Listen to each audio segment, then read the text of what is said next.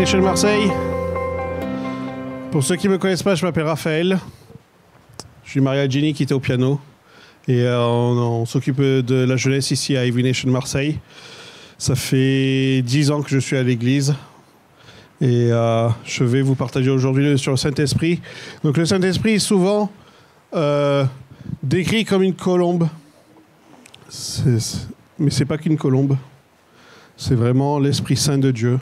C'est le même Esprit qui a ressuscité Jésus d'entre les morts. Donc il faut voir au-delà de l'image de la colombe. Il ne faut pas limiter le Saint-Esprit à juste un magnifique oiseau blanc et pur. Okay. Je sais que dans des églises, le Saint-Esprit, c'est quelque chose qui fait un peu peur. Mais ici à Every Nation, si vous n'êtes pas membre de l'église ou c'est votre première fois, on aime le Saint-Esprit. On aime toute la Trinité. Le Père, le Fils et le Saint-Esprit. On n'a pas peur de vivre de manière vivante et charismatique pour le Seigneur. Le Seigneur nous a appelés à faire des disciples. Et si on veut faire des disciples, c'est uniquement grâce à l'aide du Saint-Esprit. Parce que si on essaye de faire des disciples avec nos propres forces, la seule chose qu'on va réussir à faire, c'est de offenser les uns les autres. Parce qu'on est très bon pour ça.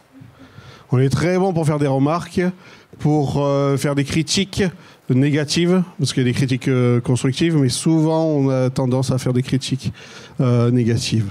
Et c'est d'autant plus pour ça que nous avons besoin du Saint-Esprit de Dieu, que vraiment il nous aide à être des bons intendants de ce qu'il nous a donné et à être un bon ambassadeur de Jésus-Christ. Souvent quand on lit la parole de Dieu, la Bible, on l'utilise comme des jumelles, quand on est dans un safari par exemple.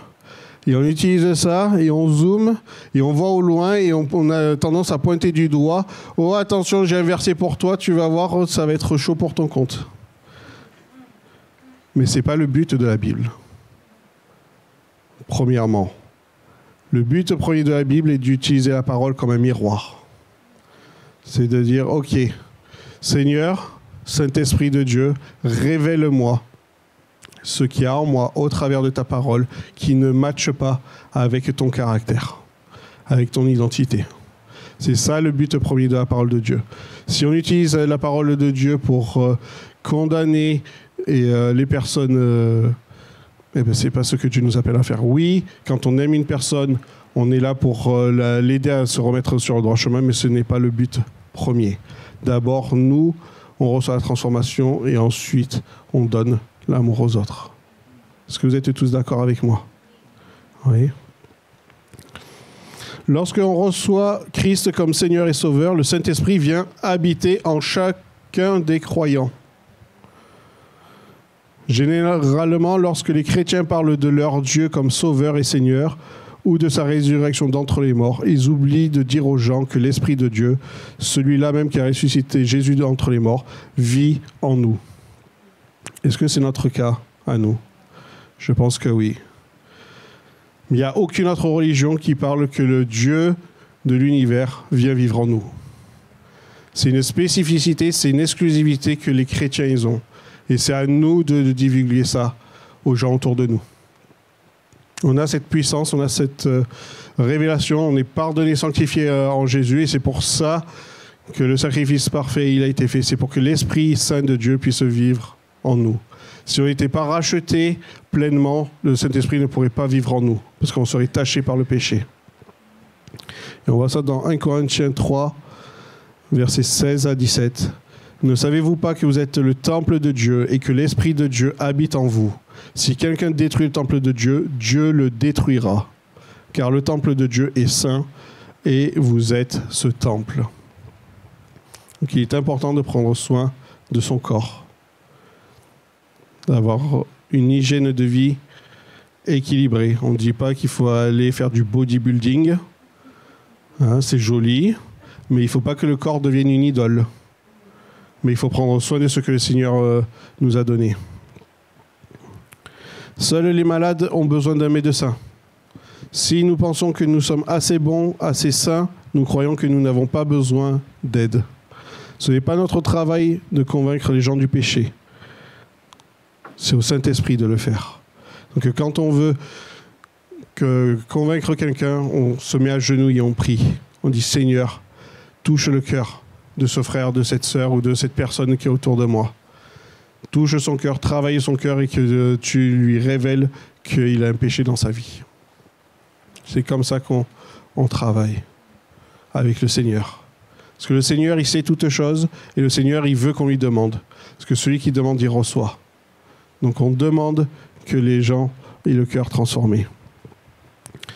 Dans le livre des Actes, on voit la prédication de Pierre. Il touche plus de 3000 personnes. C'est pas parce qu'il a fait la meilleure prédication du monde. C'est parce qu'il y avait la puissance du Saint-Esprit pour convaincre les personnes. Oui, la préparation à la prédication est importante. Oui, la parole de Dieu est très importante. Mais il faut que la prédication soit alignée avec la puissance de Dieu.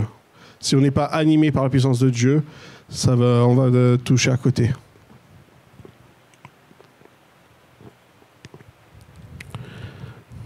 En Jean 2, verset 5, il nous dit « Faites tout ce que l'Esprit vous dira de faire. » Faites tout ce que l'Esprit vous dira de faire. Tout, 100%. On va voir plus tard un passage dans 1 Roi où on va voir 2 chrétiens qui croient en l'Éternel. Ils ont 2 attitudes différentes. Sécurité et confort ne sont pas les valeurs les plus hautes pour un chrétien. C'est être obéissant et courageux, ça, c'est ce qui est valeureux pour le Seigneur. Si tu veux être en sécurité et confortable, c'est pas le bon Dieu que tu as choisi. Parce que le Seigneur Jésus-Christ, il a un grand plan. Et c'est le chef des armées et il veut qu'on soit prêt à l'attaque. Et ce n'est pas un combat de chair et de sang que l'on mène, mais c'est un combat spirituel. Jésus nous appelle à aller à contre-courant de la société, parce que la société prend la direction de l'enfer. Et Jésus veut racheter un maximum d'âmes par le sacrifice de Jésus pour remplir son royaume. On va se poser une petite question. Qu'est-ce qu'on ferait pour la gloire de Dieu si on savait qu'il n'y avait pas d'échec possible? Qu'est-ce qu'on ferait pour la gloire de Dieu si on sait qu'au bout du compte, il n'y a pas d'échec possible? Si tu me dis que tu vas gratter un ticket de l'euro-million, on sait qui est ton Dieu. C'est maman, ce n'est pas Jésus. Jésus veut qu'on prenne des risques pour lui. Parce que dans sa parole, il est dit « Celui qui veut garder sa vie la perdra, mais celui qui la perd pour moi vivra. » C'est des promesses de Dieu. C'est là où il faut qu'on lui fasse confiance et que, comme on a vu dans Jean 2,5, faites tout ce que l'Esprit Saint vous dira. S'il vous dit d'aller annoncer cette parole à quelqu'un, vas-y. S'il te demande de demander pardon à quelqu'un, vas-y. S'il te demande de corriger quelqu'un, vas-y. Mais c'est que si l'Esprit Saint t'y a conduit. En 1 Roi, versets 1 à 19, bien des jours s'écoulèrent. Au cours de la 3e année de sécheresse, l'Éternel adressa la parole à Élie en ces termes. « Va trouver Achab et je ferai pleuvoir sur ce pays. » Élie partit afin de rencontrer Achab. Comme la famine s'était aggravée à Samarie, Achab avait convoqué Abdias, l'intendant de son palais. Celui-ci craignait l'Éternel. Abdias craignait l'Éternel. Lorsque la reine Jézabel avait voulu exterminer tous les prophètes de l'Éternel, Abdias avait sauvé 100 d'entre eux en les cachant en 2 groupes de 50 dans des grottes et en leur procurant à manger et à boire. Achab avait ordonné à Abdias « Va, parcours le pays à la recherche de toute source d'eau et de tout fond de torrent. Peut-être découvrirons-nous assez d'herbe pour maintenir en vie nos chevaux et nos mulets sans être obligés d'abattre une partie de notre bétail. » Ils se répartirent le pays à parcourir. Achab partit seul de son côté et Abdias prit une autre direction. Alors qu'Abdias était en chemin, Élie arriva à sa rencontre. Abdias le reconnut et s'inclina face contre terre devant lui en demandant « Est-ce bien toi, mon seigneur Élie ?»« C'est moi-même, lui répondit. Va, dira ton maître que j'arrive. »« Oh, répliqua Abdias, par quel péché ai-je mérité que tu me fasses mettre à mort par la main d'Achab ? Aussi vrai que l'Éternel est vivant, je t'assure qu'il n'y a pas un peuple ni un royaume où mon maître ne t'ait pas fait chercher. Et quand les représentants de ces pays disaient que tu n'étais pas chez eux, ils les faisaient jurer qu'on ne t'avait pas trouvé. Et maintenant, tu me demandes d'aller annoncer à mon Seigneur que tu arrives. Mais à peine t'aurais-je quitté que l'Esprit de l'Éternel te transportera je ne sais où. Moi, j'irai t'annoncer à Achab, mais il ne te trouvera plus, et c'est moi qui le tuera. Pourtant, rappelle-toi que ton serviteur craint l'Éternel depuis sa jeunesse. Mon Seigneur, n'as-tu pas appris ce que j'ai fait quand Jézabel massacrait les prophètes de l'Éternel? J'en ai caché 100 en 2 groupes de 50 dans des grottes et je leur ai fait fournir à manger et à boire. Et c'est moi que tu envoies maintenant à mon Seigneur pour lui annoncer que tu viens. Mais il va me tuer. Élie lui dit, aussi vrai que l'Éternel, le Seigneur des armées célestes, au service duquel je me tiens, est vivant, je t'assure que je me présenterai aujourd'hui même devant Achab. Abdias courut donc rejoindre Achab et lui annonça la chose. Alors Achab vint à la rencontre d'Élie.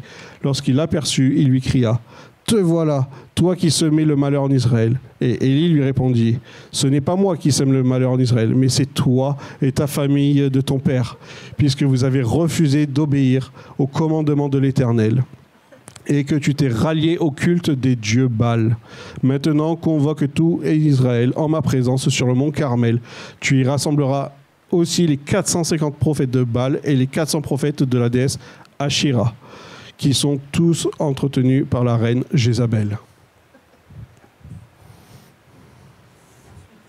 La suite. Vous êtes sûr? Qu'est-ce qu'on voit là? Jézabel, pour ceux qui ne connaissent pas, Jézabel aime la division et la destruction. Elle défie toute autorité. C'est un électron libre, comme on peut dire. Et c'est quelque chose... Jézabel était très, très dangereuse. Elle avait voulu faire tuer tous les prophètes d'Israël. Et heureusement, il y avait Abdias qui a répondu présent et qui les a menés dans une grotte et les cachés. C'est sympa. Merci, Abdias. Mais on voit que Achab, donc, qui est le roi, il est méchant et faible parce qu'il se fait manipuler par Jézabel. C'est lui qui est censé avoir l'autorité suprême, mais il se laisse manipuler par Jézabel. Donc là, c'est dangereux pour un homme qui se laisse détrôner de son autorité alors que c'est lui qui est censé être l'autorité. Et Abdias, lui, on dit qu'il est bon, mais faible. Pourquoi? Parce que il cache les prophètes. On n'est pas censé cacher les prophètes. On est censé les aider pour amener la parole de Dieu. Abdias, il aurait dû amener les 100 prophètes à sortir de leur zone de confort, comme lui-même, il aurait dû sortir de sa zone de confort. Oui, il les a déportés, mais il aurait dû les remettre dans le royaume du roi Achab pour annoncer la parole.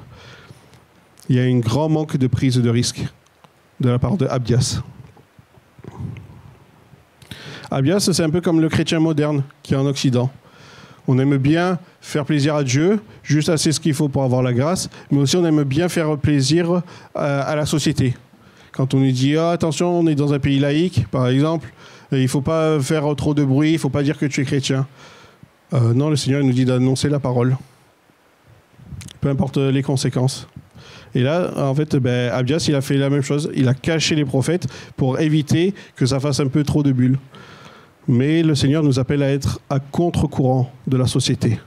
Oui, le Seigneur nous appelle à respecter et à honorer les autorités, tant que les autorités ne sont pas à contre-courant du mouvement que l'Esprit Saint veut mener.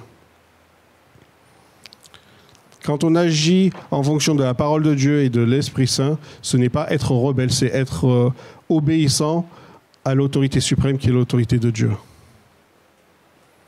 C'est pas par simple plaisir d'être rebelle. Oh, c'est une autorité, je vais faire comme Jézabel, je vais essayer de la détruire et l'anéantir. Non.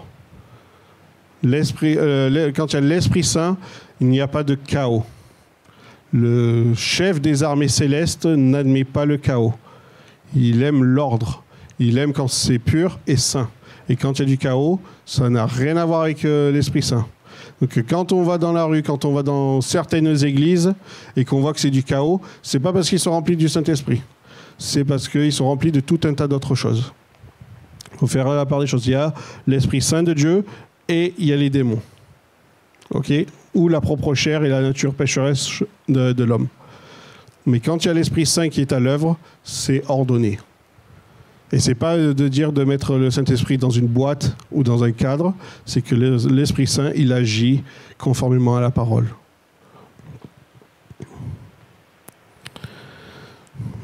Est-ce que tu crois que les histoires de l'Ancien Testament sont des contes pour uniquement les enfants? Quand on voit l'histoire de Daniel dans la fosse aux lions, quand on voit l'histoire de Shadrach, Meshach et Abednego, est-ce qu'on croit vraiment que ce sont des personnes qui ont existé, que c'était des personnes comme nous, avec des doutes, mais qui avaient aussi une foi énorme en Jésus? Parce que Daniel, Shadrach, Meshach et Abednego, c'était des jeunes hommes qui se sont levés contre les autorités, parce que c'était à l'encontre du Dieu, Yeshua. Nous sommes jeunes, nous aussi. Nous avons la foi en Jésus. Et nous avons besoin juste un peu plus de foi et du Saint-Esprit pour être comme Shadrach, Meshach, Abednego et Daniel. Quand on voit le combat de David contre Goliath, David, il n'a pas dit « j'ai peur ». Il a dit « je sais qui est mon Dieu et c'est lui qui va mener la bataille ». C'est comme ça que nous devons agir. Pourtant, Daniel était décrit comme petit et frêle. Et Goliath était décrit comme le plus grand soldat et méchant que la terre ait porté. Et il n'a pas tremblé. Il n'a pas eu peur et il n'a même pas douté. Bravo Daniel. Bravo. Dans le passage de 1 roi, on voit que Élie, lui, il est fort et clair dans ses directives, mais il n'est pas toxique. On peut être fort et clair, donner les commandements, mais il ne faut pas être toxique. Toxique, c'est quand tu forces les gens à se soumettre à ce que toi tu veux qu'ils fassent. Il a donné des directives à Abdias et il a laissé le choix à Abdias de le faire. Il n'a pas imposé les choses. Ok ? Parce que si on impose les choses, on devient un tyran. Et ça ne représente pas Dieu. Dieu, par son amour, il nous laisse toujours le choix. Et c'est important que nous, on laisse le choix. On peut aiguiller, donner des directions à des personnes, mais il faut qu'on leur laisse toujours le choix. L'opposé de la foi n'est pas le doute. Si tu doutes, c'est OK. Prends ta Bible, marche vers Jésus, et pourquoi pas, les doutes vont au fur et à mesure te lâcher, parce que tu vas faire de plus en plus confiance à Dieu.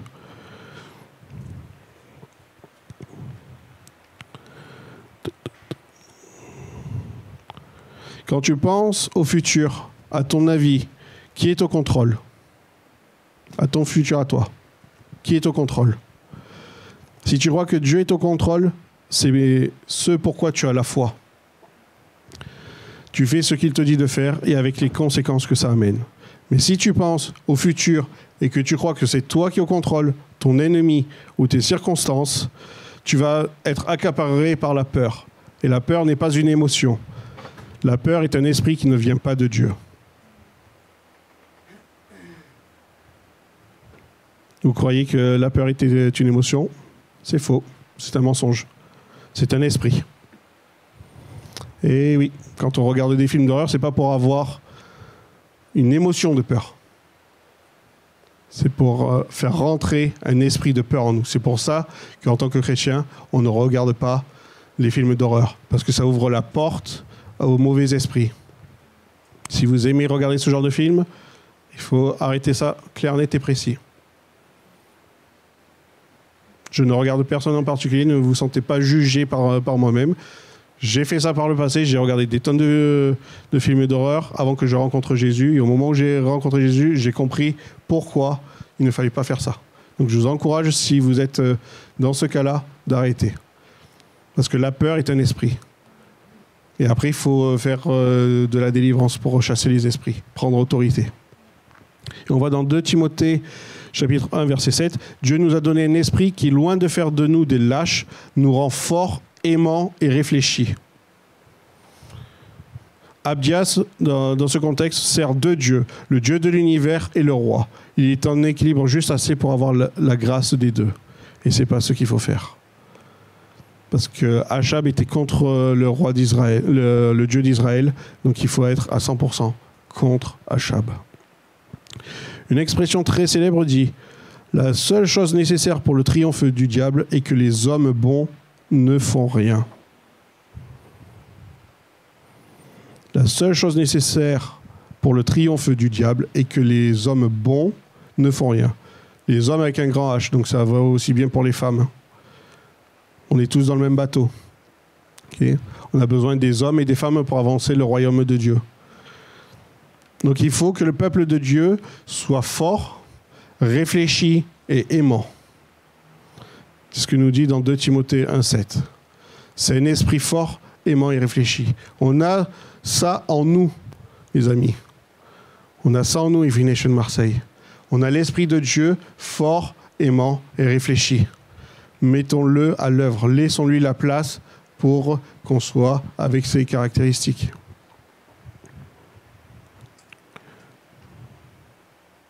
Notre progression spirituelle ne se mesure pas à notre connaissance de la Bible, mais à notre obéissance. Ceux qui apprennent sans cesse, mais n'obéissent pas, finissent par se tromper eux-mêmes. Lorsque nous lisons et prions la parole, et lorsque nous prions et confions notre vie à Dieu, n'oublions pas que Dieu répond vraiment à nos prières. Plus la prière est plus précise, plus les réponses de Dieu sont précises. Le secret est de prier selon sa volonté. Nous connaissons sa volonté en connaissant sa parole. Par conséquent, lorsque nous prions selon sa parole, nous savons qu'il répondra.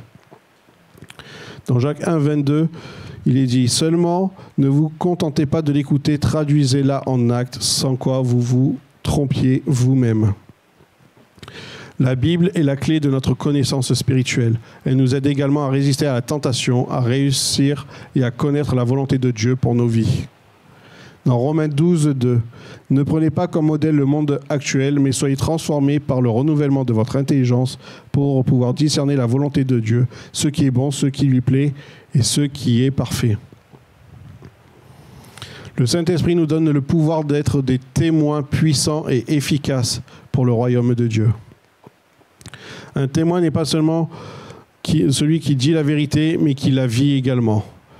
Il est impossible d'être témoin efficace pour Christ sans puissance et sans la présence du Saint-Esprit. On va voir qu'il n'y a pas seulement que le baptême d'eau dans la vie d'un chrétien. Dans notre contexte, on croit souvent qu'il y a le baptême d'eau. On fait ça soit en tant qu'enfant, soit en tant qu'adulte, suivant l'arrière-plan dans lequel nous vivons. Mais il y a aussi le baptême du Saint-Esprit. Et le baptême du Saint-Esprit, il se fait en imposant les mains quand on prie, quand on demande à Dieu de venir en aide. On voit ça dans Acte 8, verset 17. « Alors Pierre et Jean posèrent les mains sur eux et ils reçurent le Saint-Esprit. » Certaines personnes pensent que recevoir le Saint-Esprit, c'est parler en langue, c'est commencer à prophétiser, oui, mais pas que. On peut parler en langue, on peut connaître de nouvelles langues. Quand Pierre, dans le livre des Actes, il parlait, des personnes qui venaient d'autres pays, qui venaient écouter, ils comprenaient ce que Pierre disait alors qu'ils ne parlaient pas la même langue. Ça, c'est des manifestations aussi de l'Esprit. Il y a plusieurs dons de l'Esprit. Mais il est important qu'on ait le baptême du Saint-Esprit. Qui ici parmi nous n'a pas reçu le baptême du Saint-Esprit? Levez la main. Tout le monde? Barbara? Le Saint-Esprit, il est là pour nous aider. Il ne faut pas en avoir peur. C'est ce que Jésus nous a promis. Il devait nous quitter, monter au ciel pour pouvoir nous envoyer son Esprit Saint. C'est une promesse de Dieu. On a besoin du Saint-Esprit pour être des témoins efficaces.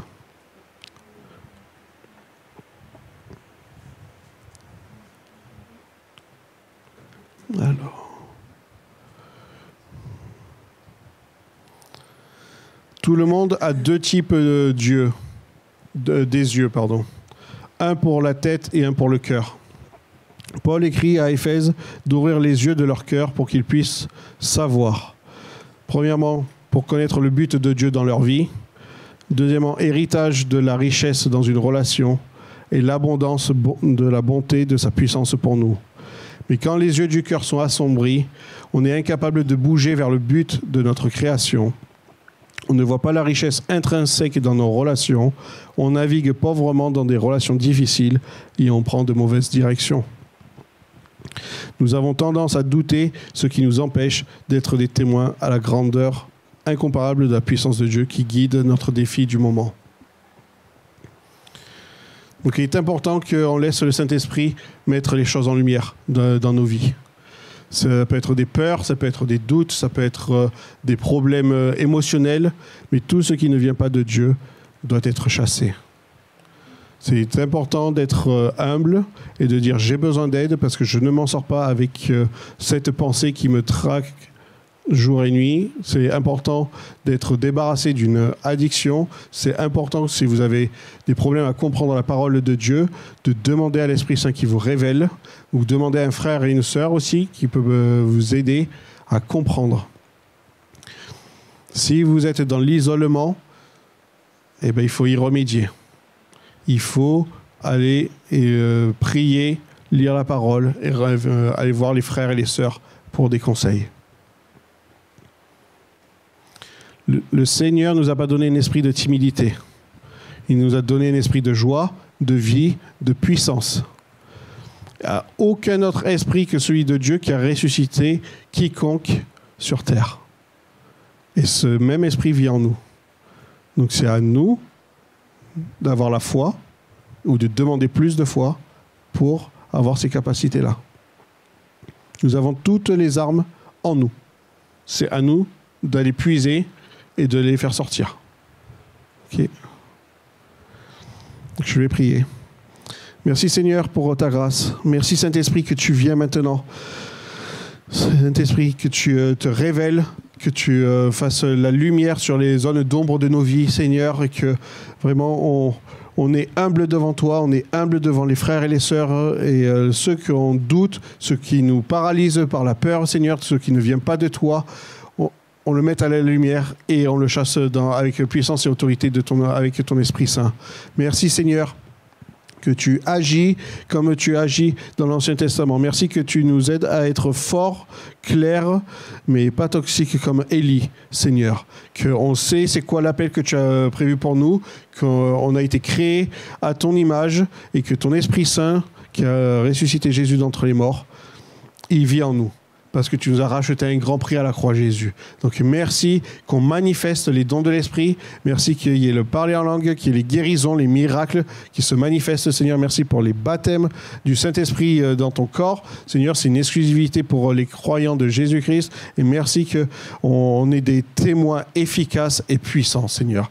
Mais merci, Seigneur, qu'on est là dans l'amour, qu'on n'est pas là dans la condamnation, dans le jugement, Seigneur. Et qu'on est là pour faire avancer ton royaume. Qu'on parle en vérité et en amour, Seigneur. Merci que pour les hommes et les femmes, qu'on ne soit pas modelé par le monde dans lequel nous vivons, mais qu'on soit modelé par ton royaume, Seigneur. Qu'on agisse quand toi tu nous dis d'agir, Seigneur, et de la manière dont toi tu nous dis d'agir. Merci pour ta parole, que le savoir et la connaissance de ta parole est une arme, Seigneur, et qu'on l'utilise pour combattre les autorités de ce monde, qu'on arrête d'être dans la peur, dans le doute, Seigneur, et qu'on marche avec un zèle, avec une allégresse, parce que tu es le seul vrai Dieu, et on croit en toi, et on a besoin de plus de foi, et on a besoin de plus de ton esprit, Seigneur, pour continuer à avancer. Seigneur, merci que tu continues d'agir encore et encore. Amen. Amen. Oui. Merci, Raphaël. J'ai vu il y a quelques questions envoyées sur ce portable, donc je vais poser à Raphaël. Si personne ne sait que j'ai donné peut-être ma vie à Christ, donné à Christ, c'est écrit, mais peut-être donner ma vie à Christ, est-ce que je dois leur dire? Oui. Oui. Il ne faut pas avoir honte. On n'a pas donné sa vie à Jésus. Il faut juste... dire j'ai besoin de Dieu. Si vous sentez le besoin d'avoir un Seigneur et un Sauveur dans votre vie, il faut aller voir un frère ou une sœur et dire j'ai besoin d'aide, je sens que j'ai le poids du péché sur ma vie et j'ai besoin d'un Seigneur et Sauveur, et on vous aide dans la prière de repentance et vous donnez votre vie à Jésus. Mais c'est important d'être authentique, Et si vous n'êtes pas prêt à donner votre vie à Jésus ou à suivre Jésus, ben, c'est OK, c'est votre choix. Il n'y a personne ici qui a le droit de vous mettre la pression quelconque. Comme on a vu avec Élie, il est fort et clair, mais il n'est pas toxique. Si quelqu'un vous dit « Non, tu dois te repentir là maintenant et donner ta vie à Jésus ben, je te dis « Prends vite la sortie » parce que ce n'est pas une église qui est digne de l'Esprit Saint. Et il faut agir dans l'amour. Et quand il y a de l'amour, on est honnête les uns avec les autres. Et si tu n'es pas prêt à recevoir Jésus comme Seigneur et Sauveur, ok, tu es quand même bienvenu. Il ne faut pas avoir peur de dire les choses.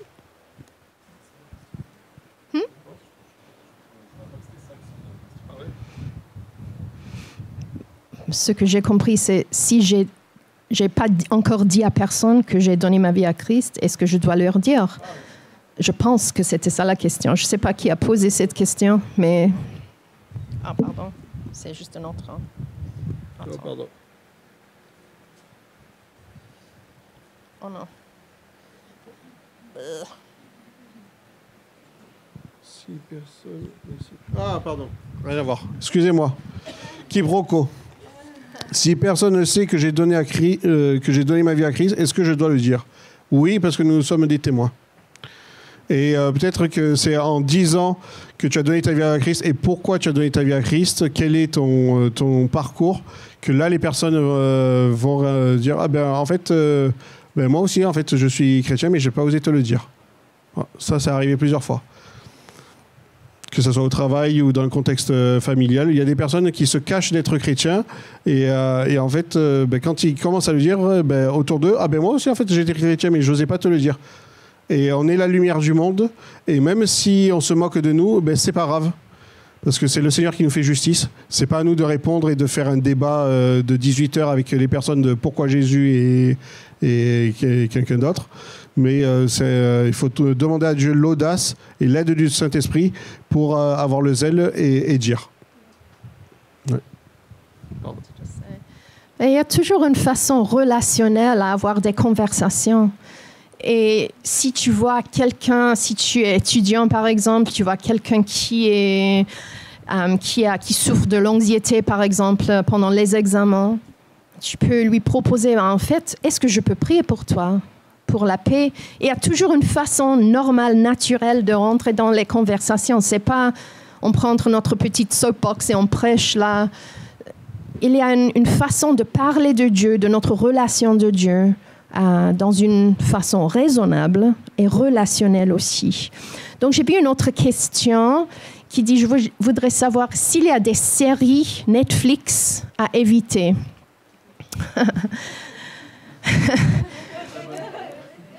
C'est une question intéressante, mais en fait, Raphaël vient de prêcher de l'importance de l'Esprit Saint qui vit en nous. Et c'est l'Esprit de la vérité qui vit en nous.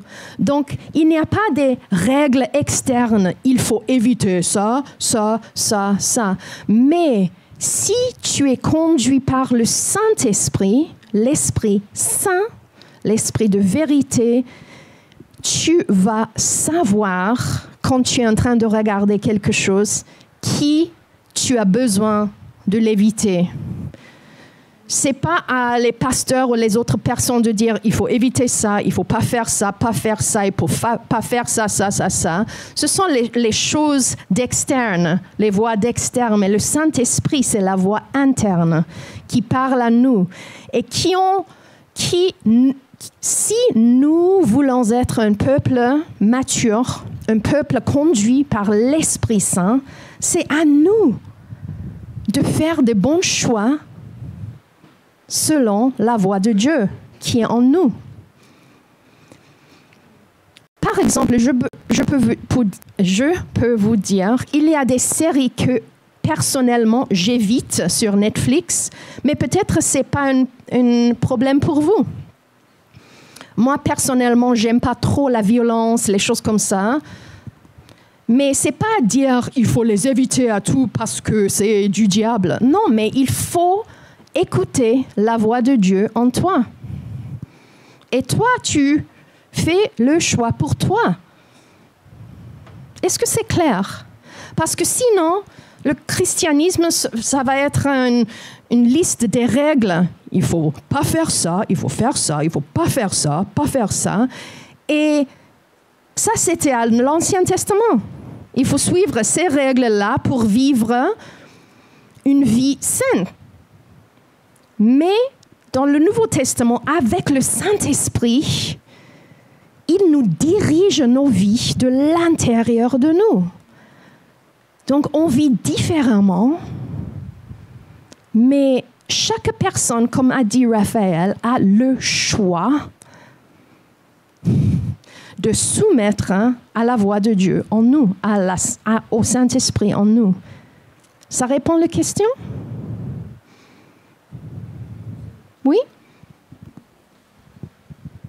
Et aussi, il ne faut pas attendre seulement que ce soit le pasteur ou des membres du staff de l'Église pour avoir des réponses. On a le Saint-Esprit, vous avez le Saint-Esprit, il a été distribué de manière égale à toutes et à tous. Ok, c'est pas parce que nous, Fiona et moi, par exemple, on est sur le staff de l'Église qu'on a une dose supplémentaire de Saint-Esprit. Ok. Si vous avez ça dans votre tête, s'il vous plaît, prenez la gomme et effacez tout ça. Parce que on a tous le Saint-Esprit. Donc, c'est à vous aussi d'aller chercher ce qui est bon ou pas. N'attendez pas que ce soit toujours Fiona, moi ou quelqu'un d'autre du staff qui dise « Ah, attention, là c'est pas bien ». Non, bien sûr, si on voit des choses dans le comportement, l'attitude que ça va pas, bien sûr, on va adresser gentiment, de manière relationnelle, les choses, mais vous avez aussi le choix et l'autorité de faire les bonnes décisions dans vos vies. Okay, on n'est plus des bébés où on tend la petite cuillère dans la bouche. Allez, tiens, une dose pour toi, une dose pour toi. Non. Il faut que le peuple de Dieu se prenne lui-même en main et dire, OK, je suis fils et fille de Dieu, je vais honorer mon Père Céleste. Okay. Et si après vous avez vraiment des questions, bien sûr, on est là pour y répondre, mais n'attendez pas le dimanche, oh, pasteur, j'ai une question, est-ce que je peux faire ci, est-ce que je peux faire ça? Si c'est une fois de temps en temps, OK, mais si c'est sur des choses du quotidien, prie le Seigneur, va chercher par toi-même. Et si tu ne trouves pas, OK, va voir quelqu'un. Mais n'attends pas juste, oh tiens, j'ai un doute, j'ai une question, je vais attendre dans 4 jours, c'est l'église du dimanche, je vais venir et poser ma question. Non. Soyez un petit peu indépendant à ce niveau-là. OK ? N'attendez pas qu'on vous tende de la cuillère comme un bébé. Allez chercher, vous avez aussi accès à la Bible. Si vous n'avez pas la Bible en papier, on en a plein là juste à côté. Elles sont gratuites, prenez-les, n'hésitez pas à demander. Si vous n'aimez pas le papier, parce que vous êtes une nouvelle génération, vous préférez la technologie, les écrans, il y a des tonnes de Bibles sur le téléphone ou les tablettes. N'hésitez pas, la Bible est accessible. Dans des traductions que vous pouvez plus ou moins aimer, mais n'hésitez pas à lire pour vous votre propre Bible. Oui. Non ? Tu as une question ? Non.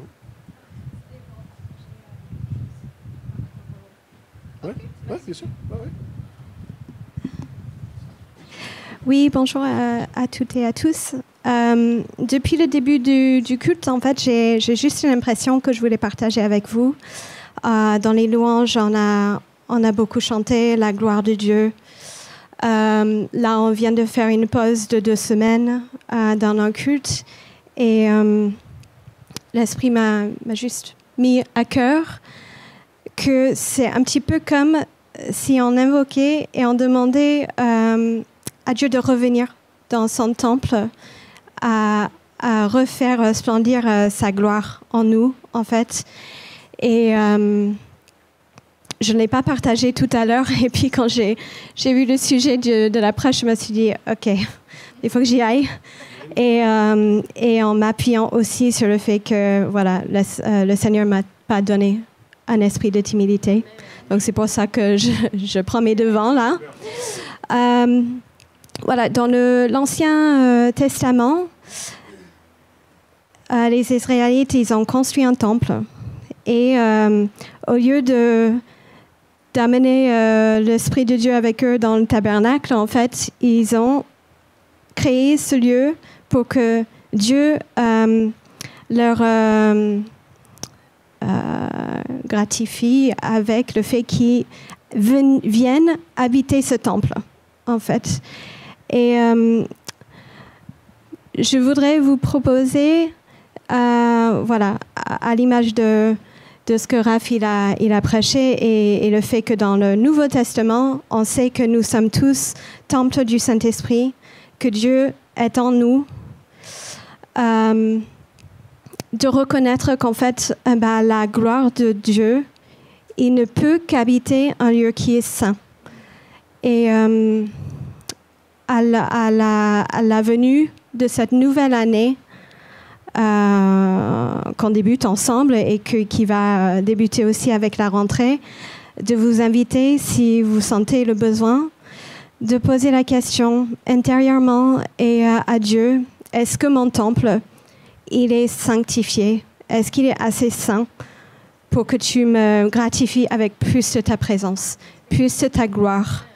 Parce que j'ai besoin de cette puissance pour rayonner devant toutes les personnes que je vais rencontrer pendant cette année à venir. Et moi, la première, parce que certaines de vous connaissent, êtes au courant, et certaines non.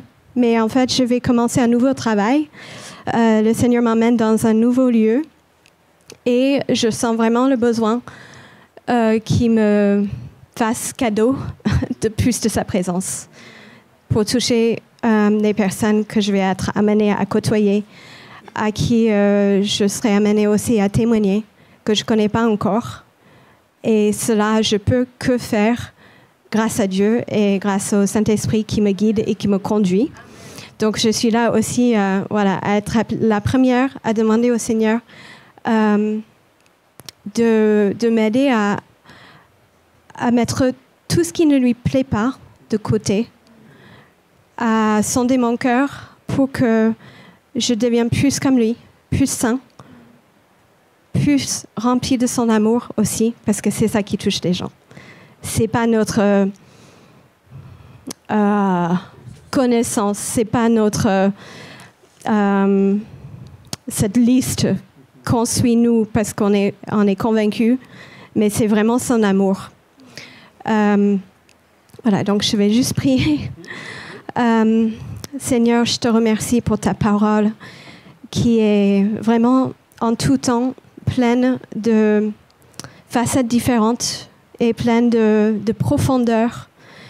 Seigneur, je prie que ta parole, qui est Jésus, touche les cœurs de chacune qui est parmi nous aujourd'hui et en ligne. Jésus, que tu nous parles par ton Saint-Esprit, que tu nous diriges, tu me diriges, moi, à savoir dans cette nouvelle année, qu'est-ce qui est bon pour moi et qu'est-ce qui n'est plus bon. Seigneur, de faire le choix, à te demander de la sagesse en tout temps. Seigneur, que je puisse rayonner et briller pour toi, que je puisse être un témoin qui fasse connaître tes voies et ta personne. Seigneur, remplis de moi de l'amour, parce que par moi-même, je ne suis incapable et insignifiante. Mais avec toi, je peux devenir grande, parce que je sers comme Jésus, il a servi, et parce que je suis humble, et tu aimes ceux qui sont humbles de cœur. Alors Seigneur, je prie qu'aujourd'hui et dans la semaine à venir, que tu parles à ton peuple, que tu nous instruis, que tu nous répondes aussi, que tu nous répondes aux interrogations que nous avons et que tu soulages, tu amènes ta paix, en fait, par rapport à toutes tes questions qu'on se pose à l'aube de cette nouvelle année. Et je te remercie parce que tu es un Dieu bon, tu es un papa bon qui aime être en relation avec ses enfants. Amen. Merci. Oui. C'est ça. Il y a une question qui est arrivée. Que se passe-t-il quand on laisse un esprit entrer en nous? Et comment le faire partir? Donc, par la prière. Parce qu'on a puissance et autorité en Jésus et son Esprit Saint. Et on proclame au nom de Jésus que cet esprit sorte. Et l'esprit sort. Il n'y a aucun nom au-dessus du nom de Jésus. Et même les démons connaissent le nom de Jésus et ils ont peur. Parce qu'il n'y a pas plus fort que Jésus. Donc c'est par la prière. Donc si vous sentez qu'il y a un esprit malin en vous, demandez la prière, l'aide, le soutien, et on prie avec vous pour la libération. Il y avait une autre question? Comment savoir si je suis baptisé du Saint-Esprit? Ah ah. Ah ah. Quels sont les fruits de l'esprit? La joie, l'amour, la patience, la persévérance, le contrôle de soi. Est-ce que... Hein? Ouais, il y en a d'autres. Mais déjà, est-ce que vous avez ça? Est-ce que vous avez de l'amour? Est-ce que vous avez de la joie? Est-ce que vous avez de la patience, de la persévérance, du contrôle de soi? Si vous n'avez pas tout ça, désolé, vous pouvez venir devant et on va prier pour le baptême du Saint-Esprit. Et... le baptême du Saint-Esprit, le baptême d'eau, ça se fait une fois, parce que c'est la mort et la résurrection. C'est que l'image que Jésus il a fait en allant au tombeau et ensuite il est ressuscité le troisième jour. Le baptême du Saint-Esprit, on peut être baptisé. Alors il ne faut pas faire le marathon du baptême du Saint-Esprit non plus. Mais si vous avez besoin d'un petit électrochoc du Saint-Esprit, rafraîchissement du Saint-Esprit, n'hésitez pas à demander est-ce que tu peux prier pour moi? Je me sens un peu mou en ce moment. Allez, un petit coup de prière. Saint-Esprit, boum, il arrive et c'est bon. Et quand vous avez une émotion qui est la peur, la tristesse ou quoi, demandez au Saint-Esprit de chasser ça et de remplir. Oui. Vas-y. Mais quand même, il y a, comme Raph a dit, il y a le fruit du Saint-Esprit, mais l'évidence, c'est avoir l'audace, la paix, la confiance de témoigner. Donc, tu peux tester ton cœur un peu. Si tu penses que tu as besoin d'être revêtu un peu de la puissance de Dieu, parce que c'est ça un peu. On a tous besoin. Et la Bible parle d'un sens continuel. Il faut être rempli continuellement avec cette puissance du Saint-Esprit parce que chaque jour a des défis. Chaque jour, j'ai besoin de la puissance du Saint-Esprit parce que c'est cette puissance, quand je commence à parler en langue, c'est un don de Dieu parce qu'on a tous besoin d'être encouragés, fortifiés de l'intérieur de nous. Si je manque de confiance, si j'ai peur tout le temps, peut-être tu as besoin d'être rempli à nouveau du Saint-Esprit. Parce que c'est vrai que ce n'est pas juste parler en langue qui est l'évidence d'être le baptême du Saint-Esprit, mais quand même, en général, c'est un cadeau de Dieu pour nous fortifier parce qu'on a besoin de ça chaque jour.